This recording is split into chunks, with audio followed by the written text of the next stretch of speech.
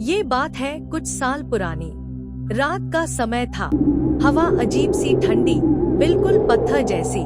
मैं अपनी नानी के पुराने घर में रुका हुआ था। घर के बीच में एक पुरानी लकड़ी की सीढ़ी थी जो ऊपर के कमरों तक जाती थी।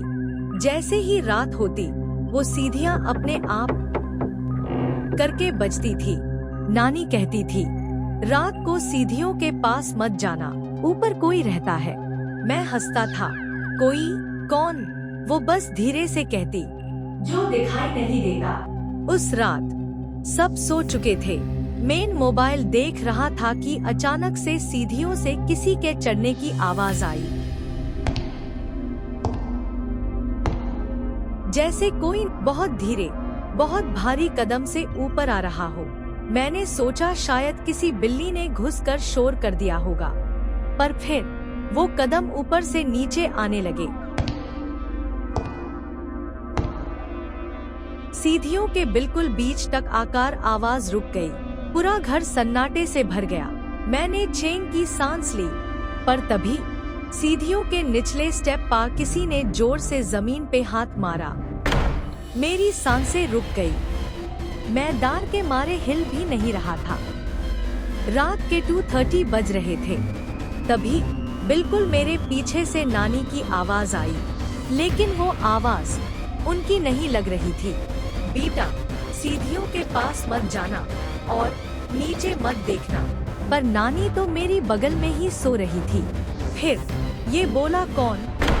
सीढ़ियों से आवाज आई, देखो मैट, मैं यही हूँ। वो आवाज पतली, बिल्कुल टूटी हुई थी, जैसे किसी के गले से खून बहता हो।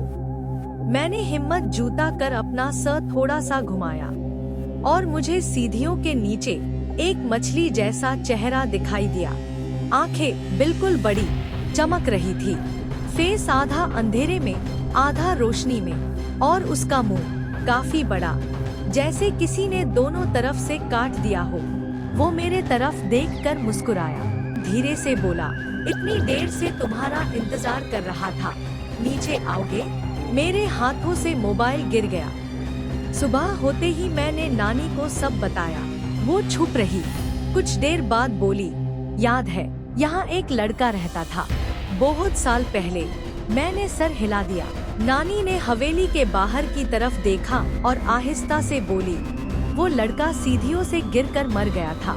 तब से रात को कोई भी सीढ़ियों के पास से गुजरता है तो वो उससे ऊपर बुलाता है। मैं डर के मारे बेहोश जैसा हो गया और तब से मैं रात को कभी सीढ़ियों से नहीं गुजर पाता।